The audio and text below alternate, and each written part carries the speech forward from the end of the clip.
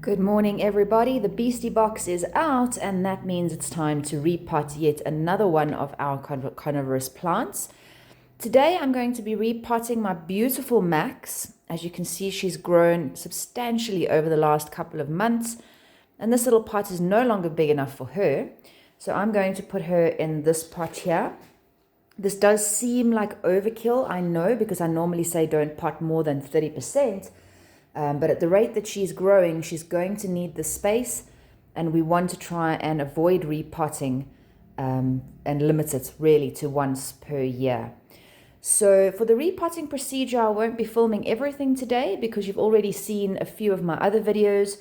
Last week I posted some sundew repotting videos, and the process is going to be exactly the same.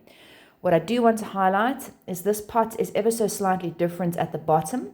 We don't have giant holes here, so I might not need to wet this soil before I put it in. That being said, it is going to absorb more water. So the only thing I'm doing differently today is I'm actually going to be pouring some of my sundew soil directly into this pot until the level that I need it to be at. I'm going to add my water to that. And then I'm actually going to use this leftover bag because, as you can see, this is not going to be enough. So I've got a spare bag there. I'm going to actually put the soil that I'll be using to fill in the gaps in this bag, fill that with a little bit of water to make it moist, and then pack it in. So I'll send you a couple of short shots of that. So to get this soil nice and moist, all I'm doing is pouring in my water, a little bit at a time, and then literally just squeezing the bag. Okay, so you're creating a little bit of a moist soil there that we can put into the pot. There is my lovely moist and workable soil. I'll probably need to put a little bit more in here because Max is not quite this tall yet. And for the next layer, I'll just put dry soil because it is going to pick up the moisture from the rest. As you can see, we have a small snag here. So Max came out of her original pot very easily. What I failed to check was that she had some roots growing out the bottom.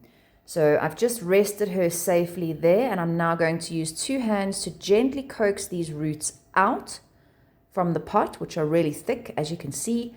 I'm going to lay them down gently under her, so she'll need to be lifted up ever so slightly, and then rest that back down again. I might need to displace some of the soil that I put in originally because this might be a little bit too shallow now, but we shall see. Right, so Max is in her pot. I did damage 1 or 2 of the roots, but I think it's going to be okay. Time will tell. But now I'm just going to fill in these gaps using dry soil because it's going to be a lot easier than the wet stuff. Slight compaction, a little bit of water in each level just to moisturize that soil so compaction is good. And then she'll be ready to roll.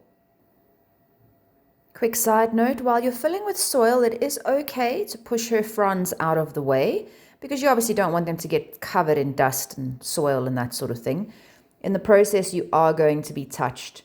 Don't stress, just try not to touch and retouch in the same area again.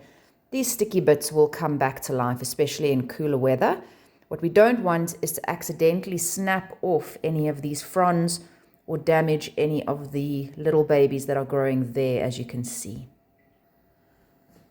And there we are. Max has been replanted. You can see all of her fronds are still very much intact, as are the little ones that were popping up. So all I want to do now is just get her into the sink and just run some of my RO3 water through. I keep forgetting what it's called. Reverse osmosis, maybe this time I'll remember. So reverse osmosis water is what I'm using. I'm just going to let that run through the soil. You can see I did put some in between fillings. That's run straight through, which is great. That means it's not getting bogged full of water. So that's my mission. Then she gets a label and Max is ready to go back on the windowsill.